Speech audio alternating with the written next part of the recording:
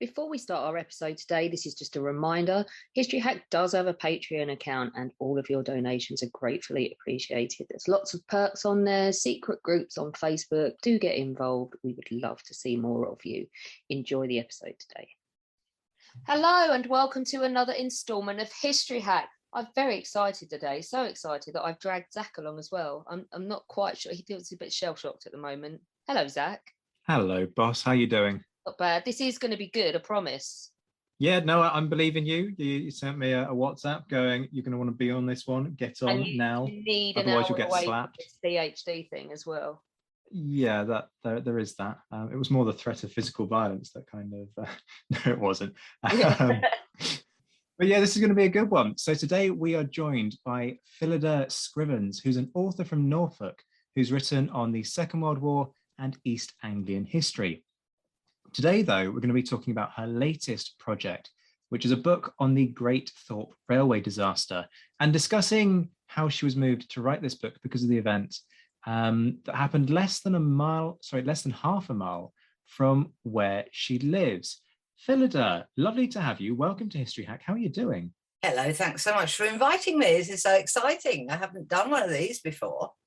Beth's going to have the right hump when she hears this as well, because her sister lives in Thorpe, so it's really? Right, she would be interested in it.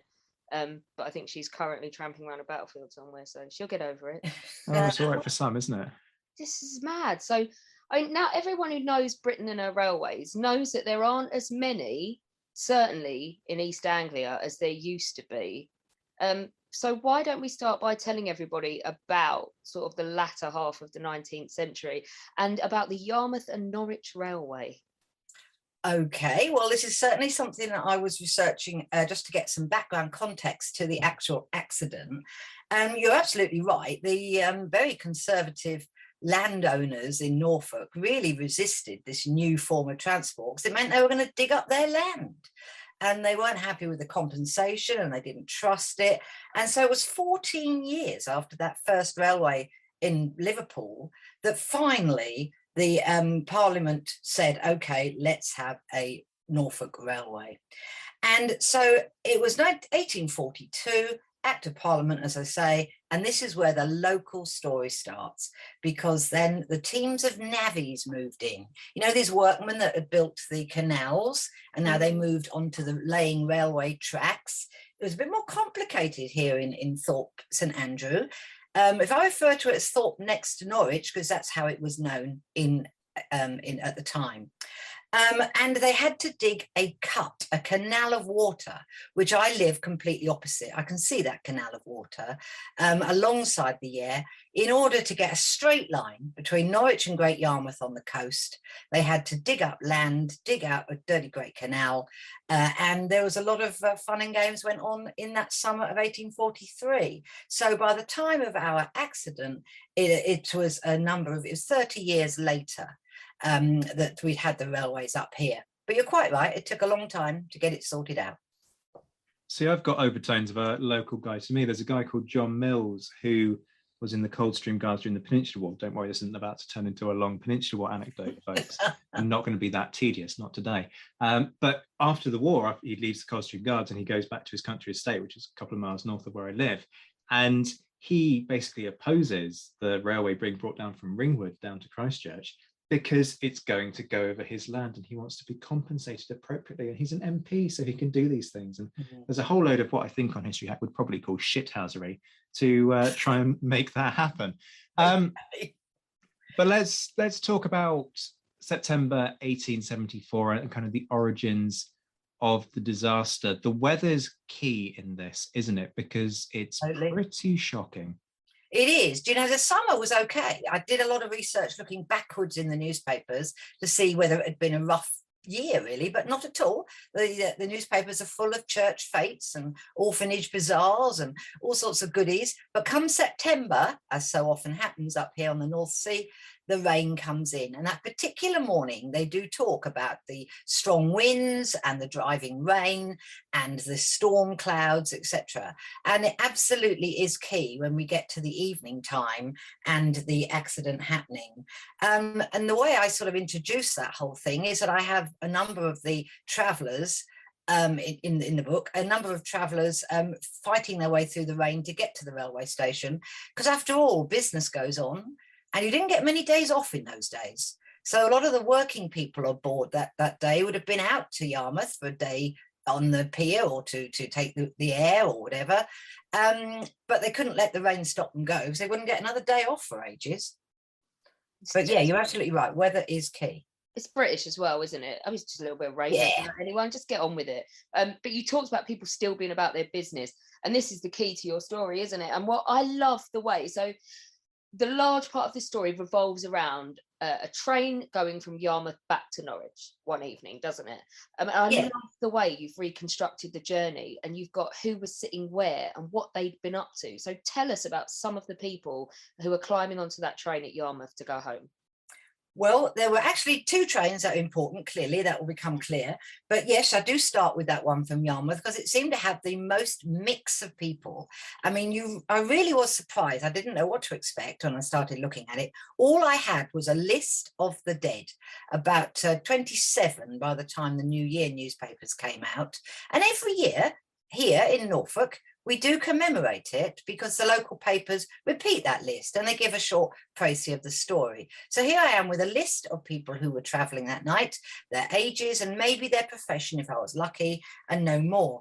And as I say, to my surprise, there were members of the gentry. You had your really posh folk on the first class one, a number of clergymen, wealthy farmers, factory owners, and a young dentist, a medical botanist. Now, he was fun because he was advertising every week in the EDP, the Eastern Daily Press, that with his medicinal potions, he could cure absolutely anything from sort of leprosy downwards. And he held surgeries all around the area most weeks. I did discover later that he had a lot of bankruptcy problems, so you do wonder how much of that was absolutely not true. And my beautiful heiress, Ellen, who I will tell you about later on, if I may. Meanwhile, go down to the second class and the third class carriages, and those are the ones that are sort of made of paper almost, and you get your fishmongers, a couple of brothers going back to King's Lynn for the evening, shop girls, of course, a lot of commerce in Norwich by this time, a lot of big stores. It was quite a shopping destination, so a lot of shop girls there, a saddler from Great Yarmouth, whose father turned out to be a fire and brimstone Methodist preacher. And what was quite fun was a group of Masonic gentlemen, all a little tipsy. Now, they were getting aboard at the other end on the train at Norwich, having just spent the evening celebrating the opening of their new lodge, the Walpole Lodge, which still exists. I have spoken in the rooms there about others of my books, and I just love it when you can you find somewhere in the past that links with something you know in the present. And certainly this city of Norwich is full of that sort of thing. And of course there were doctors on board, and that proves very helpful later on. So everyone trying to get back. Oh, and the Lowestoft Flower Show was on. That's important too, because they were all hooked up to the Yarmouth train, to the train from Yarmouth, the mail train, the last train out. They were hooked aboard at Reedham, which local people will know as a lovely riverside village, and they were at the rear of the train. And again, it's important to know that. And they'd been to this flower show, an annual event, and the reports in the local paper about the largest lettuces, etc., is a joy to behold. So there's all sorts of people on this train, yeah. All about the lettuces. Can I ask a really nerdy kind of train geeky question? Oh, help. Yes. What type of trains are we looking at during this period? Heck. Now, obviously there's steam trains. There's a chap called Robert Sinclair, who was a big designer at the time. He was top news, really, as far as trains went. They weren't that old. One was older than the other. They were very heavy. And when I do my talk, I do have some pictures and drawings of not the actual trains, because clearly, as you can imagine, they were write-offs, but the same model. And many of them still exist today, of course, of their type, out on the heritage railways, of which we have many in Norfolk. But the point was that they were very similar, but One was larger than the other, and they were pulling a similar number of carriages. They had about 10 to 12 carriages behind each of them. Technical beyond that, I will refuse to mention, just in case I get it wrong, because I will openly admit that this is a biographical book. The thrust, although it does tell you the story of the accident, is about those people on board who were travelling that day, and who up till now have never been discovered. So tell us, you mentioned Ellen, but there's certain characters in here that clearly you can tell when you look at the book, really you've got quite attached to. Tell people about them. Yes, there's a lovely draper from Aldborough, that beautiful seaside village down in Suffolk, called John Beat. And he's a guy in his 60s. And he's going home from doing some business in Norfolk. And what was joyous about him is that his family appear everywhere in the newspapers. He had 5 children, some of which went overseas and started businesses themselves. The girls, of course, tended to end up at home. One was badly disabled. His wife wasn't a fit woman. And his story of how he built up his business from virtually nothing, and how his son wrecked it because he had no clue, really, which is such a shame, isn't it? And it sort of fell apart and nobody's heard of it since. Otherwise, I'm sure there would have been a big empire down there still. You had John Hupton, who was a saddler, and he was the fire and brimstone son, and he married a lady out in the yards. No, the lanes, I'm sorry, the lanes in Great Yarmouth, the famous lanes, which still exist. And I was able to then have the excuse to go and visit the lanes, research its history, discover exactly where he lived. So if I was able to find out more information about an individual, it clearly brought them more into focus. If you were just a pauper, or maybe from a workhouse, or there was one particular seamstress, there's very little about you. How I managed to build their stories up was by researching what the life was like for seamstresses and others at that time, and sort of using knowledge that I discovered, I could create a story for them. But we all leave a footprint on the earth, but some of us much more than others. Let me ask about the mail train within that. I mean, idiot here. To me, a mail train is just kind of, it takes the mail. It's literally, yes, absolutely. The last train of the day has a special carriage with all the mail in it, yeah. But everyone's in a hurry, aren't they? So why is everybody kind of involved in this story in such a hurry? I was intrigued by your question, Zach, because I think the reason you felt that is that it's the way I kind of tried to write it like a narrative drama. I wanted the pace to be kept up. I wanted the reader to be involved. I want you to be on that train. I want you to be at the station. And frankly, it's pouring down. It's 9 o'clock at night. They didn't have many street lamps that sort of worked. It was all gas, wasn't it?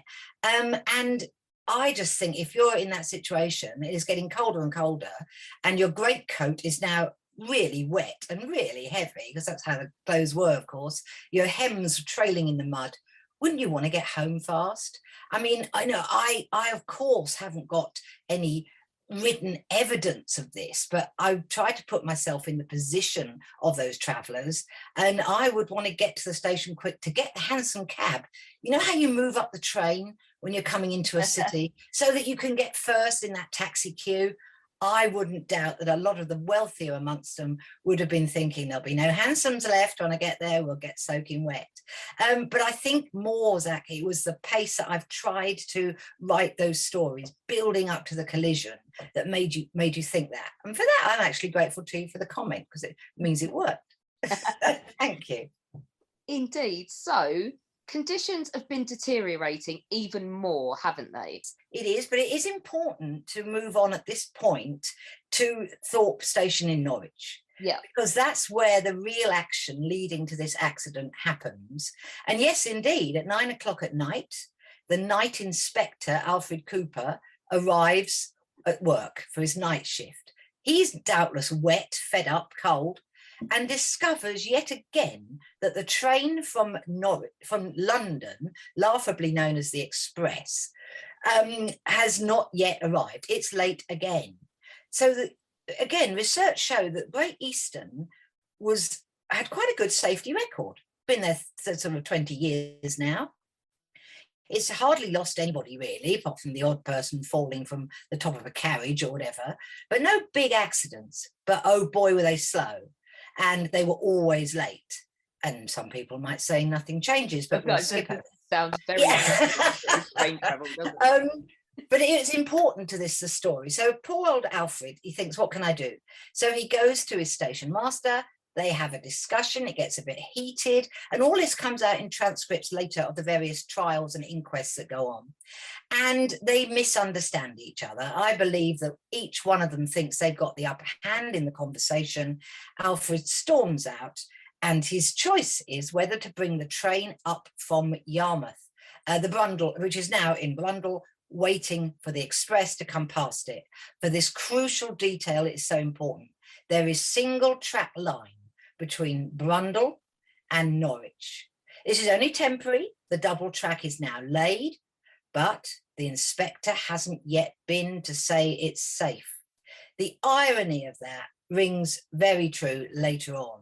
Another week, and this accident could not have happened. But you can only have one train on one piece of single line track, clearly. And Alfred goes to his telegraph officer, a young boy, John Robson, he's only 17, been in the job about a year, and says, send the train up from Brundle. Robson writes it down, waits for his inspector to sign it, as the rules say, but at that moment in time, into Thorpe Station runs the train from London. And Cooper decides his priority is to go and sort it out, get it out, go and look after the passengers, get the luggage off, change the engine, all the things they have to do. It's now very late, and the passengers are getting fed up. Now, in the office of John Robson, he's got his mates in. How many times do we see this? He's got at least 4 young men, feet on the table, chatting about girls, talking about the weather, their lodgings, etc., totally distracting the young man from his job. I believe he was showing off, and he decided he'd send the message anyway, without his inspector's signature.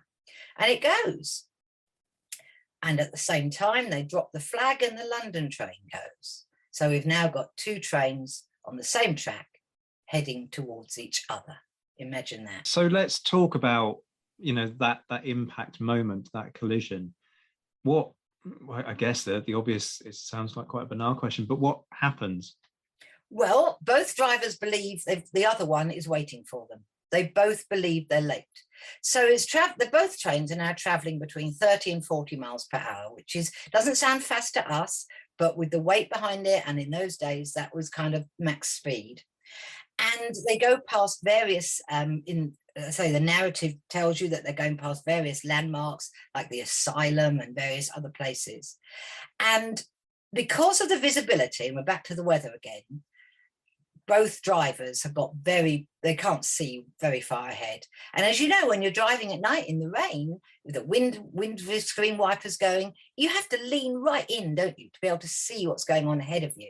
They would have maybe seen each other's lights, so they did have headlamps of sorts on the front, but not until it was far too late. The brakes were not good on those trains in those days, and there is evidence, it was spoken of later in the inquiry report, that both firemen had tried to apply the brakes, but it was too late. So those 4 men in the 2 cabs would have known that this was the end. And indeed, just beyond what's known now as the Rush Cutters Inn, in Thorpe next Norwich, Thorpe St Andrew now, right on the river, a most beautiful riverside inn. It's hardly changed at all from the outside. It's just beyond that the 2 trains collide. And the reports, particularly in the equivalent of the tabloids, if you like, of the day, are such that the detail is amazing. Now, I have to take a lot of that at face value, but when I started to look at other eyewitness reports, drawings, etc., it does start to ring true. The engines forced each other up into a pyramid. So they rise up about 70 feet above the ground, and then start to collapse slowly from the pyramid. The carriages that are adjacent to those engines are pretty much the first class. There's also a fish wagon full of fish. They all go in the sky. That was from Yarmouth, clearly. And a horse wagon behind the one from London. That poor animal dies immediately, I imagine, as have the two drivers and the 2 firemen. But everybody else's carriages in the first sort of 6 or so behind those engines start to splinter into a million little pieces of wood. For these, of course, are flimsy. And so if you don't die from the impact, you could certainly get shrapnelled. It was just awful. And the descriptions, as I say, go into great detail about this. There's a sound like a massive clap of thunder. And that comes from eyewitnesses in the village here. It was a busy village. It was a beautiful village. It was often visited by visitors from all over Norfolk for its lovely pubs, the waterways. It's still here. I'm very fortunate to live on the water here. People would row up and down, take your sweetheart out. It was a farming village, but equally in latter years, the rich people from the city were buying up summer houses here. So there were a lot of very wealthy people living here, and they all, in the darkness of 9:30 at night, heard this enormous noise. And you know what? They open their doors and they run towards the smoke that's now rising above the pub. I often used to wonder when writing this, how many of us would do that today? You know, would we pick up the phone and say 999, or would we actually go out? They do. They get their lanterns and they run like heck up the street, a street that I walk along most days. It is a bizarre experience when you're writing a book to be able to look out of the window and see the landmarks that you're writing about, albeit 147 years ago. So they come out to help. Meanwhile, back at the station in Norwich, which for anyone who knows Norwich listening, is not the station you see today. That was built at the end of the century. It was the original one from 1844. And it had a lovely Italianate tower, but that's an aside issue. Meanwhile, as that London train leaves, everyone in charge realizes there's nothing they can do to avoid a certain collision. They don't know where it'll happen, depends how fast each train is going. And you know what they did? They called for surgeons.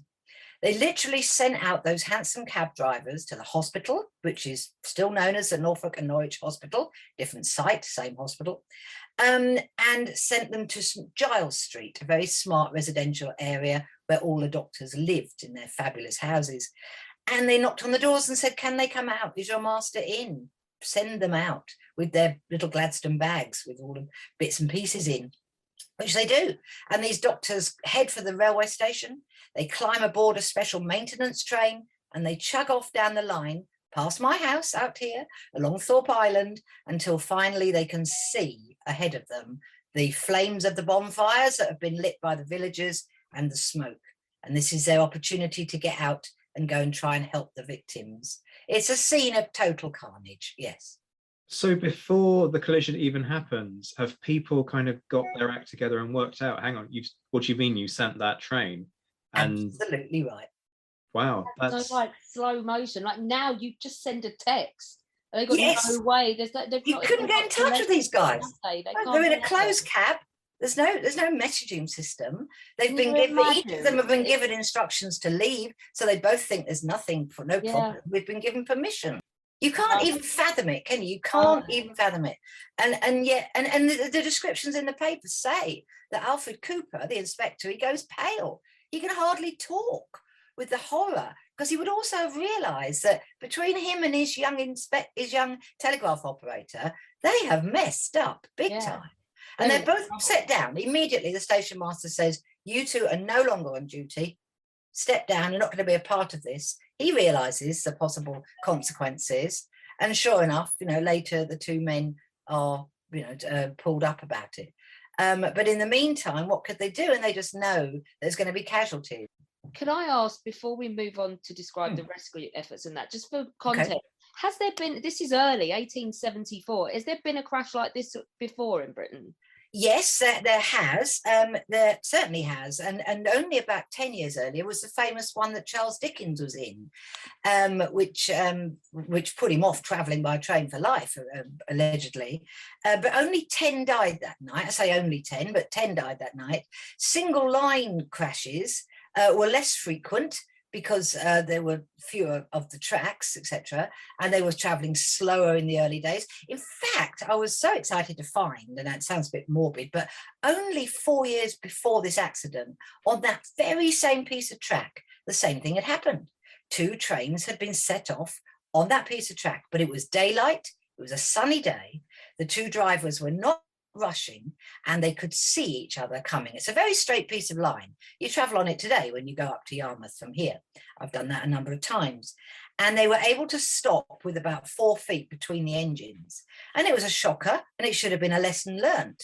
But clearly by a little bit later on, different personnel, different weather conditions, etc., meant that this time they didn't get away with it. But how fascinating that had happened. So yeah, single line track. This was considered later to be the worst of its kind on a single line up till then in the history of the railway. Yeah. There are no signals on this line.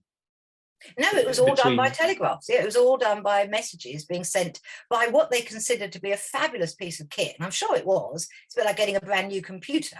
You know, when you set up a new office, the Cook and Wheatstone 5-needle telegraph machine.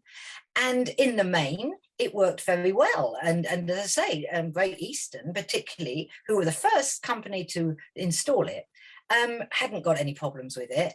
But it was clear after this event that human error could creep in, and sadly did creep in. And we will talk perhaps later about what happened then. But in the meantime, yes, you've now got that horrific situation of a train heading towards something they didn't know what they were going to get to. What were they going to face when they got there? You know, the first aid was in its very rudimentary stages. The doctors were used to looking at people in their surgeries or in the surgical situation. What were they going to find? And I'm afraid it was pretty awful when they got there. So these surgeons turn up in a train that's basically been turned into what we would today think of as an ambulance, yes. In the sense of it's ferrying medical personnel to a scene in order to provide treatment to something that they know has gone horribly wrong. They just don't know where. So how do those rescue efforts go? When they arrive there, the doctors will find the villagers, from the masters through the butlers, to the footmen, to the grooms, to the shopkeepers, etc., all literally pulling bodies out from piles of rubble, which included metal, of course. One of the funnels had seared off the Yarmouth train. So they're pulling bodies out, and some of them are dead already. Some of them are bleeding heavily. Others take their last gasp in the arms of the rescuer, etc. But there's nobody there who can really put bandages on or even give them brandy. Because believe it or not, these doctors stocked up on bottles of brandy before they got on that train. The local pub was raided because brandy was absolutely the panacea of everything. And they needed a lot of it. And then the bodies were carried into the pub, both the 3 tons, laid out in the skittle alley, and also in a nearby boatyard. Remember, it's a boat building village. And one of the people there, I actually met his great-great-grandson when I was researching this, and he showed me exactly where Stephenfield had his boatyard. So in those 2 venues, you've got bodies laid out, and you've got the injured laid out. At this point, the doctors move in with their various bits of equipment and start to try and patch them up before that train, as you've just so aptly described it, becomes an ambulance. It chugs up and down the literally no more than 7 to 10 minutes distance between Thorpe and the station in Norwich, taking bodies in, which would then be carried onwards to the hospital. So it was a big operation, which went on right the way through the night to about 3 in the morning, when eventually that maintenance train managed to lift the wreckage from the rails. And believe it or not, by 2 p.m. the following afternoon, the train to Yarmouth and back the other way was up and running again. Can you imagine that happening today? No. Can you also imagine anyone getting on that train the next day either? Well, no, quite. People did. People absolutely did. But yes, going across that bridge, because it all happened just beyond the bridge over the Yare, would have put a lump in your throat. Yes, certainly. Yeah. It wasn't only that train that was taking people. From the city, came up the road, anybody who had any form of wheeled transport that you could get people in the back. So you got farmers, all horse-led, of course, farmers' trucks and hansom cabs and people's fancy carriages. It was a massive humanitarian effort. And I think the people, particularly of Thorpe St Andrew nowadays, are still very proud of that. And the city too, because, so it really did take a lot of people to come and try and sort it out. And as those trucks and those carriages would have coming up out of the city towards Thorpe St Andrew, coming the other way were the walking wounded. There were 220 people aboard both trains, the total, and there were 70 were denoted as injured and made it into the hospital for outpatients, etc., or went home and recovered. 17 died on the night, a further 10 later, and the rest would have climbed down from the rear carriages, having only felt a shudder, a shunt. They'd have bumped their heads against the edge, maybe. They'd have looked out the window and said, what's going on ahead? Because the end carriages were the lucky ones. They could literally climb down onto the tracks and start making their way into what is about a 40-minute walk from here to the centre of the city. So you can imagine the scene, a bit like you mentioned the Battle of the Somme earlier, didn't you, Alex? It would be the people who had survived it walking away, trying to escape the scene and to let their relatives and friends know that they were safe. You mentioned that people are now being taken back to the Norfolk and Norwich hospital. What does the scene look like there? Well, I was very lucky to find some original pieces of work written at the time, not so much about this very night, but about how the outpatients department was at the time. And it was pretty much chaotic, but it existed. And they had doctors there on duty, of course, and nurses, but they were not expecting this. So immediately the word goes out, anybody off duty, get them back on duty. So new nurses would turn up as it became clear that you were going to get more and more people coming in. The doctor in charge was an absolute hero. He took charge, he sorted it out, he kept the press informed of what was going on. And if you could be released, you were given a wooden crutch generally and a bottle of purgative. So, the use of the bowels in recovery from anything was highly considered. So you would have been walking away with a bottle of rather lovely stuff for the evening. Others were admitted, some immediately into surgery in an effort for them to survive. So yes, it would have been a scene of bedlam, really, rushing around trying to get it sorted. And of course, along with these relatives, with these victims, their relatives rolled up. And there are accounts in the newspapers of the doctors saying, can you stop visiting the hospital? Can you not come in your droves? Because it would have been really push, let me in, this guy's worse than another.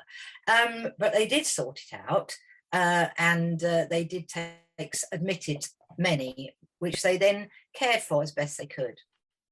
See, what's kind of striking me about this is 1874. If this kind of stuff was happening today, we'd go, well, yeah, this is standard. If it happened 50 years ago, we'd go, well, there are procedures. But this is an era where you haven't had to respond to events like this. So you're talking about stuff that today might seem like standard kind of emergency planning.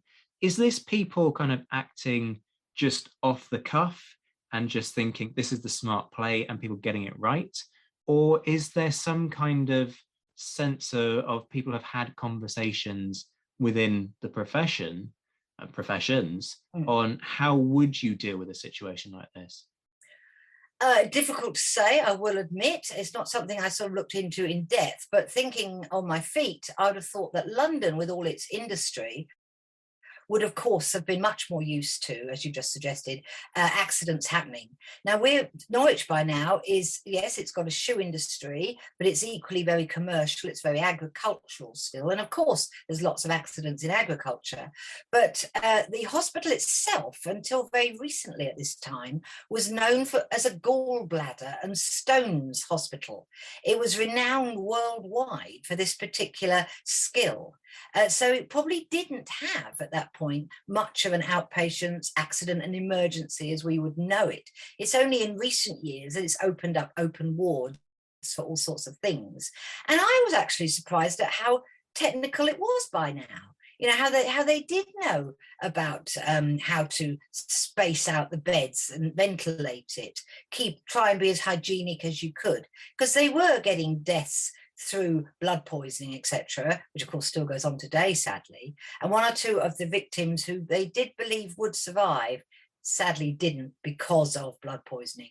So I was actually surprised at how sophisticated it was for the time. We had ether. They had various ways of, you know, you could be put to sleep for an operation. And some of our doctors who I looked into with quite a lot of depth had been and researched all this. They really were keen to advance their profession. In the August, just a month before the accident, they'd had the big the big British Medical Association conference in Norfolk. And again, if you read those pages, that's fascinating because it tells you what the lectures were about, what the workshops were on. And it is all stuff that later, you know, a few decades or so later, will become commonplace. But at the time, was in its rudimentary stages. And that was fascinating too. So yes, there was a lot given to medical help and attention. And the hospital did the very best they could under the circumstances they were working in. This is national news, isn't it? Totally. The following day, believe it or not, the Eastern Daily Press, aforementioned, which is still our local paper today, is one of the longest running daily newspapers in the country. It usually sold about 2,000 copies every morning. It was tenfold the following day. They had to keep the presses running, and everybody, if you could read, you read it yourself. If you couldn't, you got someone else to read it. Everyone wanted to know if they knew anyone, of course. And there were many city people who were mourned and lamented for a long time afterwards. Because they were well known in the city. I mean, you can imagine how fewer residents there were then. People sort of knew each other. And by the day after, on the Saturday, and I was delighted to discover they had weekend supplements, just like we do, the names were listed. The Illustrated London News had sent their illustrator to meet with eyewitnesses so they could draw the famous pictures that we can all see online, which appear in the book as well. And it was all over the country. And when you look up the list of different newspapers and journals that cover the story, it's quite interesting to think the name of Thorpe next Norwich was on everyone's lips. It would never have been heard of by anyone before that. And yes, those stories didn't stop there. The newspaper men wanted to continue following the story because, of course, it was all about the Great Eastern Railway, and they are pulled apart in the press. And then the justice system in Norwich is examined, and the inquests, and the trial, and all the bits and pieces. So the actual coverage carries on right until the following summer with the compensation cases that come up against the railway company. So yes, we are indeed national news at that point, yeah. And there are certain individuals who come out of this tragedy looking pretty heroic. You kind of touched already on those in the hospital. Who comes out of this kind of having proven themselves to do the right things and to save people as a result of their actions?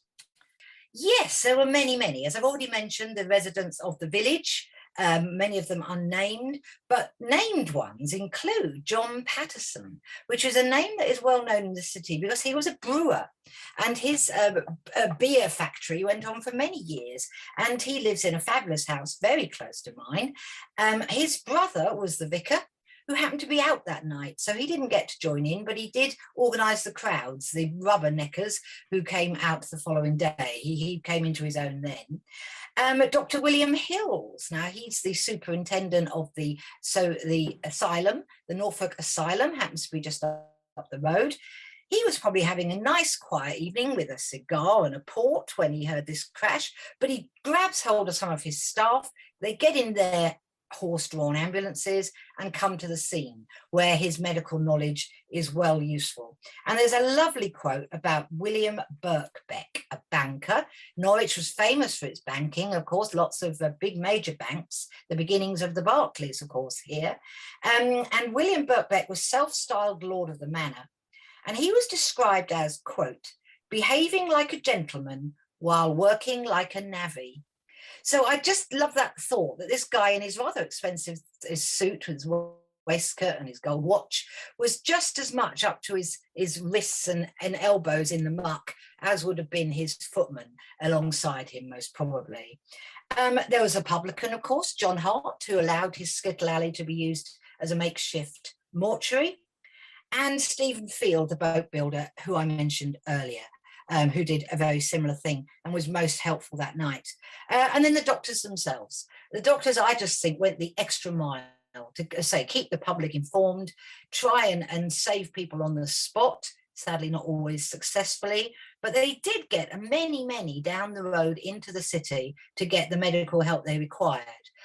Hotels were opened to put the excess people in who couldn't get home. Maybe they lived at Lowestoft or wherever. So that gave them an overnight cover, a bed for the night. So yeah, many people. Now, clearly, if I was going to write about all of them, I'd still be writing this book. It took 3 years as it was. But I was able to identify some that I felt had the interesting stories alongside more notable survivors too. But yes, I felt the heroes were worth acknowledging within the pages, certainly. What have we got in terms of statistics for those that died? I mean, who's the youngest? Who's the oldest? Okay, yes, we had a baby in arms. There was a baby there was an off-duty stoker who had decided this was a day to take his young family out to the coast for a bit of fresh air. It was his half day off. And coming back, and his I don't like to give away too many spoilers. You can appreciate that, but I will tell you this. Yes, he was knocked unconscious. His wife sadly died at the scene with her baby, 6 weeks old little boy, in her arms. And then he later died, leaving the 3-year-old son an orphan, who was taken into his relatives' home for the rest of his life. And I was very interested to look at his story, because my stories don't stop at this accident. Those who survived, like this little boy, have the life. He has more to do, and he does end up working for the railways, funnily enough. And I do track him right up to adulthood. So yeah, you say statistics. Tricky to say the oldest. There was a doctor, a very well-known doctor, a well-loved doctor, who was just about to retire. He'd done all his life's work. He now wanted to settle down and look more into photography. He was actually proving a very pioneering photographer, and he wanted to do more of that, but unfortunately that wasn't to be. Yes, those 17 who died, again, just as I said, with travellers on the train, covered all spectrum of Victorian society and class. So obviously, and we've touched on this already, there's an inquiry. There kind of has to be an inquiry. Who takes the blame? And there's even a trial, I think you said earlier. So, yeah. So who takes the blame? Is this kind of put on the 17-year-old who sends the thing off without consulting his inspector? Who takes the rap for it? You see, these poor two men who were put up for inspection these two men who were eventually put on trial, the inspector, as you say, and the telegraph officer, they really went through the mill that winter, because if I briefly explain that Thorpe next Norwich is in what we call Broadland. I don't actually live in the city of Norwich, I'm just outside it. But then there's the city of Norwich. So some people died here in Broadland, so you needed the county coroner for that inquest. But those who died at the station at the other end, who were taken away on that ambulance train, as we described earlier, and those who died in the hospital or at home in the city, had to have their inquest done by the city coroner and their respective juries. And, believe it or not, both juries came out with a different verdict as to who was to blame. So they had to absolutely sort that one out. And this is where the Board of Trade inquiry came in. They came down from London, Captain Tyler, a well-known chap at the time, and eventually they put the blame squarely on the railway company, which opened up the compensation cases, of course, mainly for their not being punctual and for their staff becoming lax and not following procedures in latter years. But equally, they wanted a scapegoat, so they put these two men on trial. And the verdicts came out again differently. It was a mess. It was so much of a mess that when you look at the national press around the spring of 1875, there are editorial pieces saying what a load of idiots the people of Norfolk were. They could not get their legal system sorted out. And at one point, both men thought they were going to be done for manslaughter.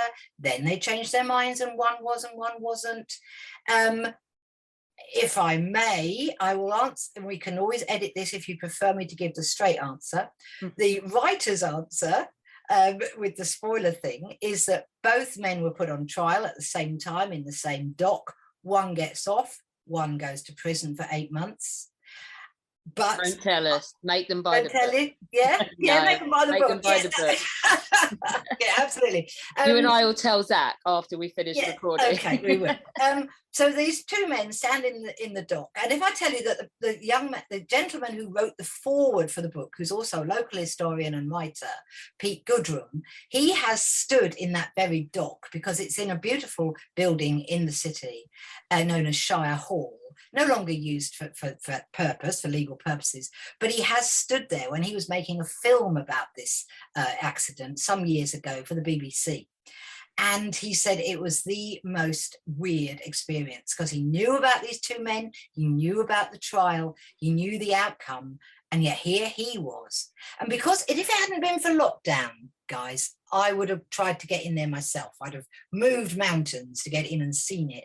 But we weren't allowed to go anywhere, were we? And I had a deadline to meet. So, yes, there was a trial.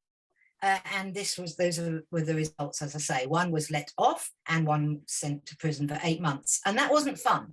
It was Norwich City Castle. Norwich Castle was the jail at the time. And when it said hard labour, which is what he got, it meant hard labour. And that was pretty horrible stuff. The pictures you can find in history books of that make you really feel for him. And then, of course, finally, in the similar buildings, the Guildhall here in Norwich and the Shire Hall, were the compensation cases. Record cases, 4 million, the equivalent of £4 million, had to come out of the Great Eastern coffers to pay the victims and their families and the survivors who couldn't work anymore. And I actually went on and found the transcripts of those trials, which are not usually brought up in local stories. When people talk about the accident, they tend to finish with the manslaughter trial, but there was more. And when you read those, you get so many more details about the injuries people received, how they felt afterwards, how they tried to go to the seaside to recuperate, it didn't work, how their families were suffering, etc. Really wonderful, detailed historical information, which added layers to the narrative that I was able to put together. And you had to feel sorry for them. The lawyers were absolute crooks, in my opinion. They were working one day for the railway, next day for a victim, and never did the victims get the money they asked for. Every single payout was less. It was true that if you could afford the top-notch lawyer, which of course Great Eastern could, then you normally won. None of them got away with it because the Great Eastern were forced to admit fault, and as such nobody would be turned away. It was all down to how much money you got at the end of the day, and it is a real insight into the Victorian legal system. I'm annoyed that they didn't get what they asked for. Is there a legacy of the Great Thorpe Railway disaster in terms of safety? Did it change anything? You mentioned that this had almost happened once before, but they could see each other, so they stopped. Yeah. Did this cause them to change anything? Yeah, absolutely. A few months later, there was another similar accident, far less dead, but it was a single track. And the appeal went out to a guy called Edward Tyre, who'd been spending all his life developing improved telegraph systems. By now, that Cook and Wheatstone in Norwich Station was quite old-fashioned. He had been developing new ones, but it was mainly on double track. The whole of the system was double track apart from that one little piece between Brundall and Norwich at the time of the accident. So Edward Tyre set about looking specifically at single track accidents and how it could be stopped. And by 4 years later, his Tyre tablet system was finally patented. And that, was in use in New Zealand until 1964. And it was a very clunky piece of equipment as far as I could see, but it seemed to work. There were, at each end of a single track was this big sort of metal machine filled with round tablets, heavy metal tablets, and you weren't allowed to enter a piece of single track as a driver until you had one of those tablets in your hot hand, which you then had to stop at the other end and hand out of the window to the operator. And so it was such that you could never have two trains on one length of track. There's probably far more high-tech stuff about it than perhaps I've just described, but it absolutely worked. But it took another 4 years to get it done. And by now, a lot of the single tracks have been doubled anyway, so I doubt that it was in use that much. But it was certainly recognised as a result of the Great Thorpe Railway disaster that the system needed vastly improving for single tracks, even though, as I said earlier, a week later, the whole of the system was double tracked here. But there were single tracks in other parts of the country, and clearly they wanted to avoid such a collision, a head-on collision happening again. Zach's got something to say, go on. No, I was just going to wrap, but it's interesting that you talk about that system because I swear I've seen an equivalent on, I used to spend my childhood hanging around steam railways, and I swear I've seen not necessarily exactly that system, but a variation of it where you have to reach out the cab and hang something up, and absolutely, yes, they definitely are still sitting in signal boxes and in platform buildings around in all the wonderful heritage railways that we still have. And again, I was going to go and see one of the oldest Victorian carriages in existence somewhere in Essex, but unfortunately the pandemic got in the way, and I really couldn't delay getting this book out any longer. Bloody COVID. I know. You can go now. It'll be like a celebratory trip now. Yes, yes, you're absolutely had right. enough I must do that because the carriages, became almost as fascinating as the engines with their lighting. One guy, one victim allegedly got burnt by the gas flame that fell from the ceiling when it happened, and he died later of his injuries. I mean, and just to recap on those injuries just for a second before you do wrap. They didn't know about shock, about how delayed shock could kill you later, or in-depth internal injuries you couldn't see. And 3 or 4 people died many months later, and their relatives and their friends and even their doctors were convinced it was because of their injuries received or the shock they suffered at the Great Thorpe Railway accident. So I include them in my list of the dead. In their honour, really. Phyllida, this has been such an interesting session. Thank you. Well, I'm very conscious that we should try and encourage people to buy the books so that they can pay for your trip to go and see that railway carriage. I'm not sure the royalties will ever quite kind of get to covering it, because we all know what royalties are like when it comes to historical publishing. Yes. Not that I'm going to complain or anything. Oh wait, I just did. Never mind. But the book will be available via the History Hack bookstore. Check the links in the description, folks. And thank you so much for your time today. This has been fascinating. I'm so grateful to you for your time, and it's always a pleasure to discuss, as you two know, your research, because it fills your head for so many months. You just need to get it out there, don't you? And your family get to the point where they're like, we don't care, just shut up. Yeah, that happens here too. Yeah, absolutely right. When our guests join us to talk about their work and their new book, the 45 minutes or so they spend with us is just a taster of all their efforts. So to this end, we have launched our very own bookshop on bookshop.org, where you can find our guests' latest and greatest books. You can support them, and you can support History Hack too. 10% of every sale via our bookshop supports the podcast and allows us to keep at it and bring you more amazing guests. You can find our bookshop at bookshop.org/shop/history hack, or just search on bookshop.org for us under the shops bit. Thank you for your continued support, and here's to your next great